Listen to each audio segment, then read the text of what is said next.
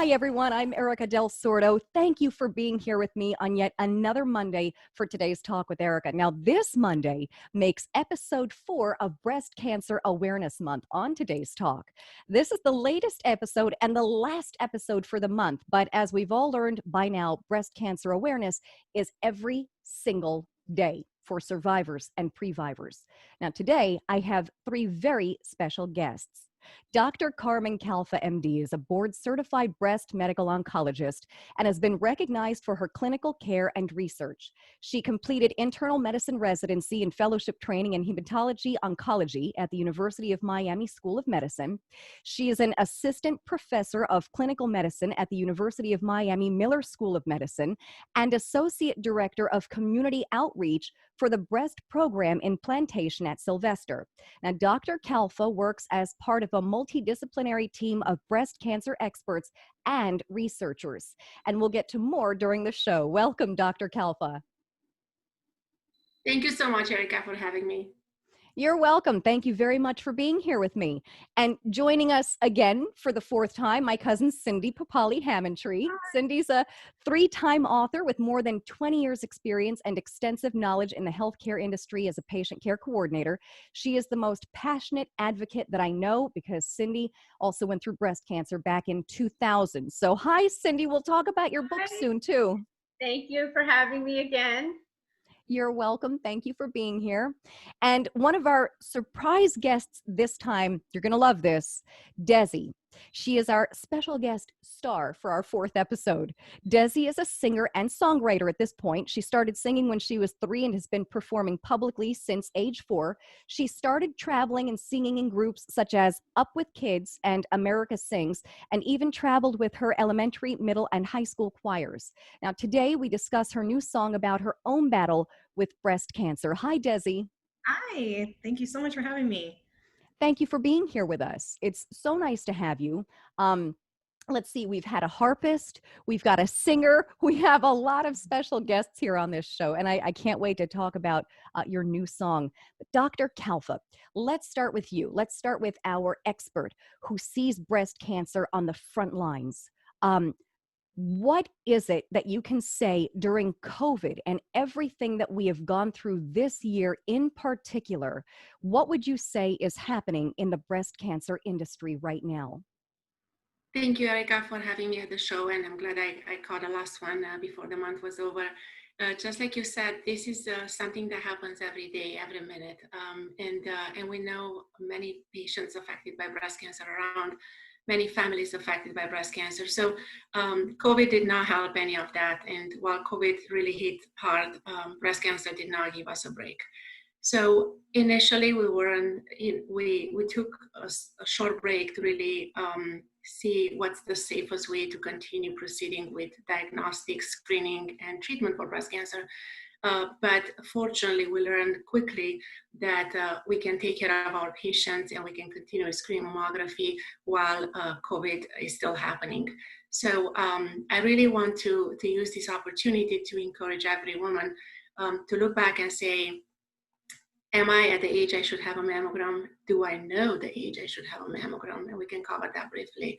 And if I am late for my mammogram, have I gone back to my hairdresser and have I gone back to do my nails? And we can look around, and I think many things are still happening or they resume happening while we're seeing screening mammography dropped significantly. And from March to April, there was a 50% decline in screening mammography, which is really alarming. We saw the pace has picked up and now we're back to the regular volume of screening mammography, but we really know that those patients that have fallen initially from not having it done have not recovered that 50% drop. So I really strongly encourage every woman to really not let the year go by, not say, well, I have only a few more months until next year. And for many reasons to continue to put it off, because a screening mammogram can save lives. And it really finds the cancer before you can find it on your physical exam. The cell breast examination is still very valuable, and we say, just know your breast. And we use the comparison, if you go in a movie theater and you have your pocket in a dark room, you'll know if it was there or not. So it's the same with the breast. If you really get to know your breast, if you feel something is different, do not wait for the next year. Do not just say, hey, I've just had a mammogram a few months ago. Even if you had a mammogram or an MRI a few months prior to the time you feel something has changed, again, don't wait for the next mammogram to come. So those are my really encouraging points to the community that is listening to us. Pay attention to your health as much as you can, because every woman and every man is the center of somebody's existence. And you cannot put your health second. Whoever you're taking care of, whatever your priority is, unless you're healthy, you cannot manage that. And please look back and say, am I 40? Have I gotten my first mammogram? That's one question. Second, do I have any first degree relative that was diagnosed with breast cancer earlier than age 50? Because if you do, then your time to start the mammogram is earlier than 40. So it goes 40 or 10 years younger than the first degree relative. And if there's significant family history to really prompt you to wonder, do I have a gene mutation that perhaps increases my risk even more significantly? That's the time when you start looking at the family history on both sides, mother and father. And if you see breast, ovarian, prostate, pancreas, melanoma, those genes are linked to the BRCA gene mutation. But now we learn that there are 80 other genes, or even more, that we're testing in addition to the BRCA. So know your personal history, know your family history, and then know your additional risk factors that potentially could make you at a higher risk. For general risk, average risk women, we recommend 40 and every year after. For anybody with a higher risk, and that higher risk is usually twice as high as the normal, and I'm gonna ask you, Cindy, what's the chance of any woman to get breast cancer in a lifetime? It's 1 in 8, right? So Correct. that's what you see on all those graphs. 1 in 8 will get breast cancer. If the chance is 1 in 4, that's twice as high the risk. And that's usually when we start adding an MRI to the annual mammogram. So those are the couple of points about check your risk factors, know when your mammogram should be, and do not postpone it. We are ready for you at the cancer center, at the imaging centers, and we can provide this the safest way possible. Dr. Calfa, it's as if you were listening to us chatting prior to you joining the call, because just to jump real quickly, Desi, sitting here with us today, our singer, our beautiful singer, she was feeling a lump when she was 26. I think we did the math on that. And her first doctor told her, it should be nothing, you're too young. And we were discussing how that is awful. To me, that's awful for a doctor to tell somebody. So, of course, she went to another doctor who found breast cancer. So it's just not okay. So thank you for bringing that up. Everyone knows their own body. You know if something is different. You brought up some very good points, Dr. Calfa. And there's no, yes, and people should go to the hospital. COVID is, it's under control at this point, in the sense that it's safe to be in hospitals. Go get checked, go get your mammograms, the whole 9 yards. Just Yeah, make sure and that you're even safe. though we see the spike in the number of cases, and we saw the presidential debates and under control versus no under control. I'm gonna say that wearing a mask it's an obligation that we each have, and we should. And unfortunately, we're seeing the spike in the number of cases, and I don't want that spike to drive people back and say, "Oh, it's spiking again," because as the numbers are still, significant and worrisome. What we have learned is that there are ways to really keep our places safe. And that's the message, so don't get discouraged if you hear the number tomorrow being a little higher. Unfortunately, we have to keep an eyes on that, and we have to intervene every way we can, and wearing a mask is the best way we can. But the places are safe regardless of what you're seeing in the fluctuation of the numbers of COVID cases. Absolutely. Cindy, let's talk about your books, because your books truly help breast cancer previvors and survivors. I know we've given several of those out to friends of mine who've recently been diagnosed and then who rang the bell, and your books have been very helpful. Let's talk about those. Thank you so much again for having me back, Erika, with your amazing show and the success that you've had with it. I was diagnosed in July of 2000 at the University of Miami, and I started getting my mammograms at the age of 40. Because I had a family history of both my mom's sister and father's sister had breast cancer, and then ultimately my mom got it as well. So when I was diagnosed at the age of 46, I was petrified. And at the time, I worked at Sylvester Cancer Center for a surgeon, breast surgeon. So I had my surgery there, and it turned out to be a multifocal invasive tumor. So ultimately, I had bilateral breast cancer. So they took both breasts off. And but moving forward, how I started writing the books is I was invited to speak in a psychology class. And they said to me, we would like you to share your journey with the young students. And I said, oh, I can't talk in front of young students. I'm petrified. I've never spoken before. And long story short, I did speak in that class, and that had prompted me to write my first book, which is The Empty Cup Runneth Over, which is right here. This is my very first book in 2007. And it's called The Empty Cup Runneth Over. And Christy Lash's story is in here, a young woman at diagnosed 23 and unfortunately lost her battle at 26. But she has a beautiful story in here that she actually journaled her whole treatment and everything and what she wanted people to know and do. And it's a very moving story. And then moving forward again, I decided that I wanted to really help other men and women because men can get breast cancer. And I have a wonderful story by Sam Rivera. He's a beautiful man, and his story is in Experts in Pink and also in Expertos en Rosa, because we decided to do it in Spanish. I'm sorry if I'm moving fast on the books because I want to, for time-wise. And I decided to incorporate the book in Spanish because I thought it was very important to reach the Spanish community as well. And I work for an amazing surgeon, Dr. Jaime Flores, who I'm so happy to work with. And his patients, I give my books out to his patients. And as a coordinator for them, I can help and give back and share my story and give them hope.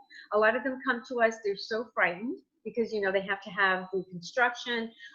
They're afraid, they don't know what to expect. So I kind of guide them through the journey, and I give them the books to read because Dr. Carmen Calfa, actually her chapter is in both books, Experts in Pink and Expertas en Rosa, and her chapter is amazing on breast medical oncology, which is an asset to a lot of women and men, so that they better can understand treatments and the options that they do have.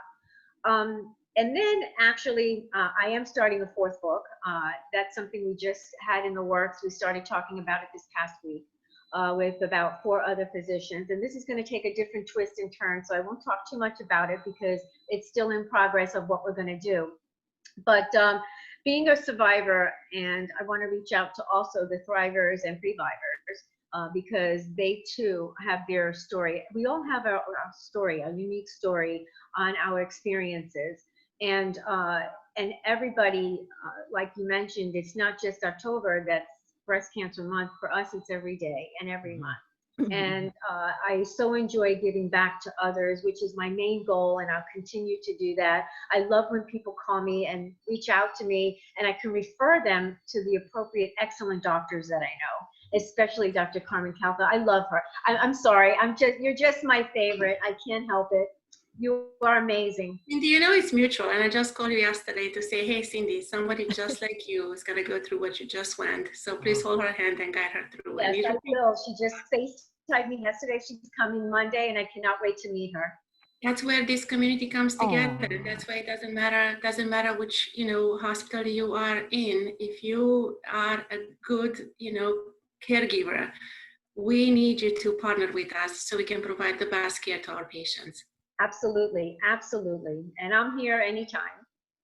I love that. I love that. And Cindy, you really are. You're quite the advocate, and you're so helpful. You really are. Anytime you find out, when I had told you my friends in the St. Cloud area found out they had breast cancer, you were like, well, let me get them into someone I know up there.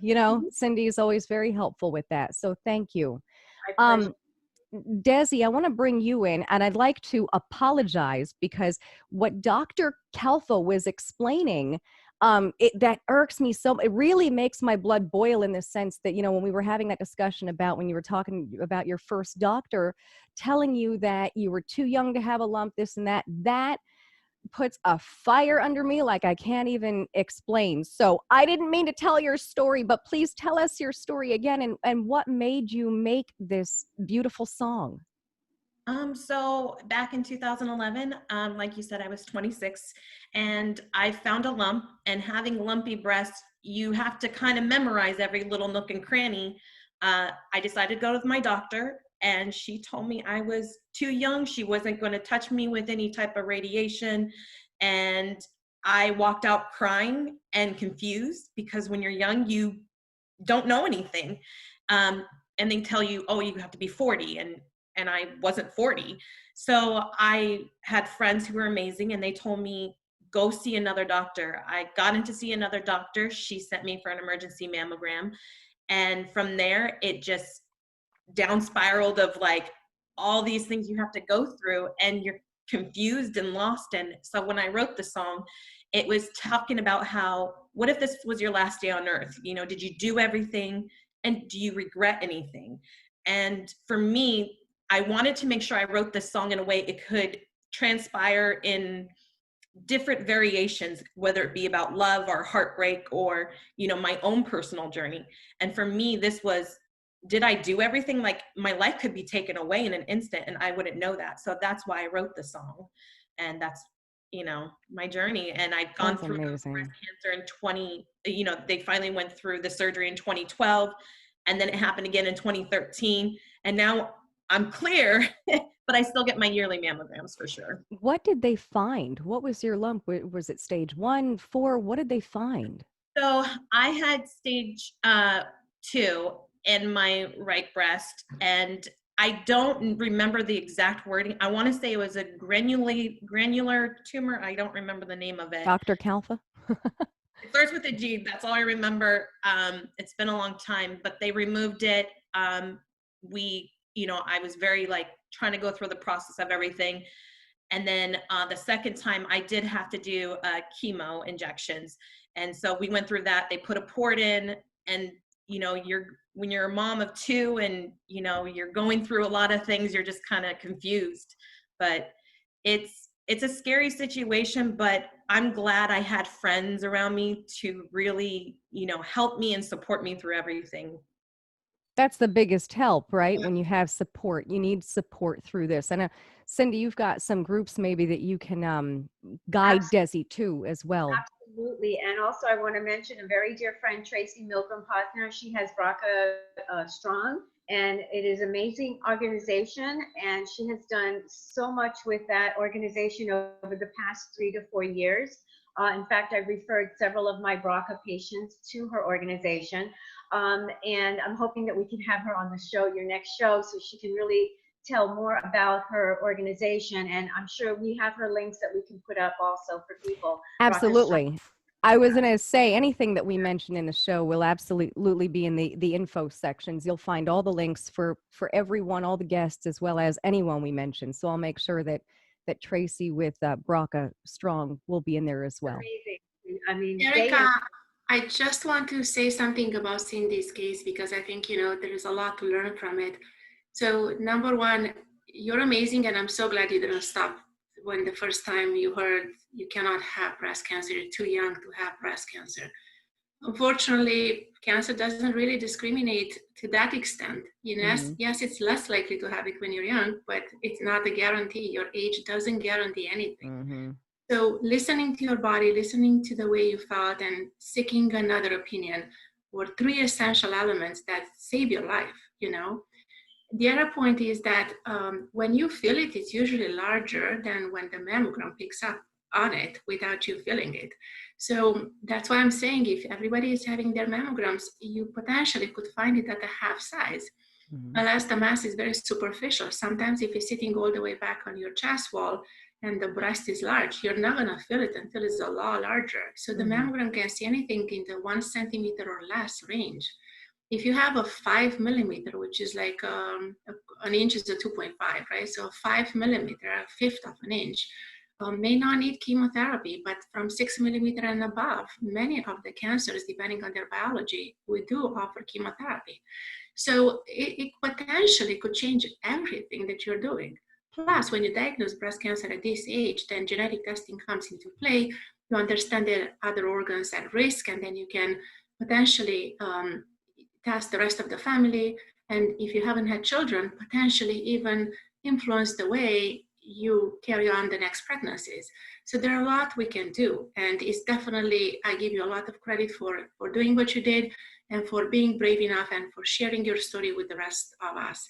And just so you know, we have a group of women that are too young to have breast cancer, right? So it goes from a 15 to 39, and it's the AYA group, which sounds really cool, and nobody wants to be in that club. But if anybody gets in that club, there is a lot of things that are happening, and it's the adolescent and young adult. And it's a group that has different needs than the rest of the adult population, and also the rest of the children. And survivorship starts at the day of anybody's being diagnosed with a cancer diagnosis. That's when survivorship starts. And it ends when the person dies. So there are different levels of survivorship. Survivorship living with cancer, survivorship in remission, being cancer-free. But once you're diagnosed, you're a survivor. And survivor, believe it or not, the NCI includes in the definition the family and the caregivers, because this is not a one-person journey. It's a whole family journey. So at Sylvester, we put a lot of emphasis and we have a lot of passion and love for offering our survivors every tool that we can to really manage from literally head to toe everything that breast cancer and the rest of the cancers bring on in somebody's life. And you sharing your story with everybody around you should bring the awareness that do not ignore a lump if you feel it, have your mammogram, look at your family history, and then look for a place you can trust to receive your care at. Absolutely. Thank you, Dr. Calfa, for that. Thank you very much. Thank you. Desi, everyone's waiting to hear you sing. Do you want to give us a brief part of your song for us? Sure. Breathe in, breathe out. Close your eyes, enjoy the moment. What's it feel like? Thinking back to the days when times were easy. We were so innocent and there was so much we didn't know. Sometimes I wish life could just slow down. Every day's just flying by. If I knew then what I know now, there's no time for regrets in life. That's amazing. That is my new favorite song, and I'm not kidding. That's beautiful. That's beautiful, because we all need to remember that life can be taken at any moment. And Oh my God, I'm bringing tears to my eyes. I know, me too. That's why I stopped talking. That's a beautiful song. I'll have the link to where people can hear your entire song as well. Perfect. Yes. Thank you for coming out with such an inspirational song through your journey. And I think that you talking about, and maybe you should do it more on different forums, you talking about young women being tested, maybe not listening to these doctors who say, well, you're too young, because I think a lot of young women and men dismiss, well, my doctor said it's nothing, or I shouldn't worry about it. This is not the case. So I really, you have a huge story here that can help millions of people, essentially.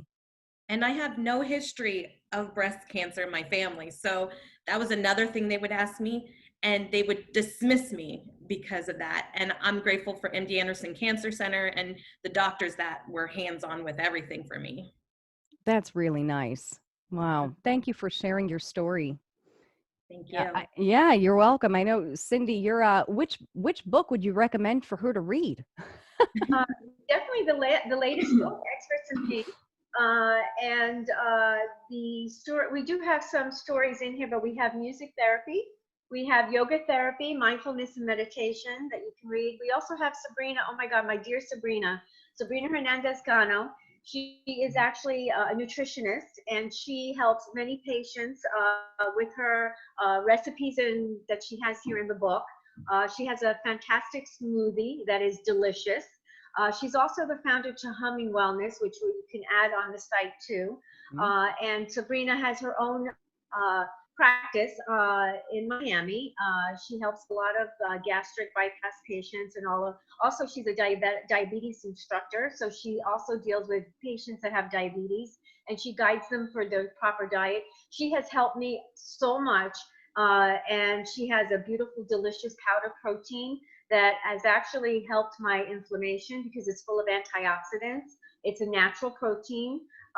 There's nothing, it's like kale, blueberries, spinach, and it's in powder form. And you can put it in a smoothie, you can put it on cereal, and I take that every day. And by the third week, I had no muscle aches. My inflammation has gone down, and I take it every day. But I was amazed, and I'm an advocate for her. I just love Sabrina. Unfortunately, Awesome. she couldn't be here today, but next time. Next time, absolutely next time. And I do want to make mention also, because we just had Dr. Badia on in episode 3. I want to mention his book, and I'll have a link up to that, Healthcare from the Trenches. And I started reading it. I got up to chapter 1 so far, and it's a great book. So I'll also have his book mentioned in our info section. Thank you, ladies, very much for joining me. Dr. Calfa, Cindy Papali-Hammontree, and Desi, thank you for sharing all of your stories and all of your excellent information. It was very educational. Thank you. Thank you. Thank you very much. Pleasure.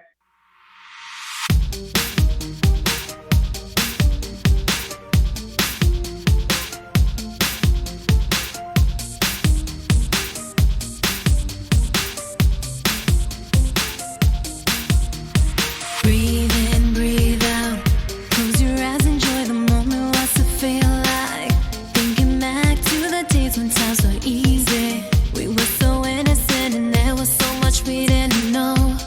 Sometimes I wish life could just slow down. Every day's just flying by. If I knew then what I know now, there's no time for regrets in life. What if this was your last day on earth? Oh, how much could you say your past is worth? Yeah, and did you do everything you've ever dreamed? Well, here's your opportunity. Thanks for listening to today's talk with Erika. Join me next week for another discussion with the experts who help make life easier. Please visit my website, erikadelsordo.com, where you'll find all of my social media platforms and more. And be sure to subscribe to my YouTube channel. Once again, thanks for listening.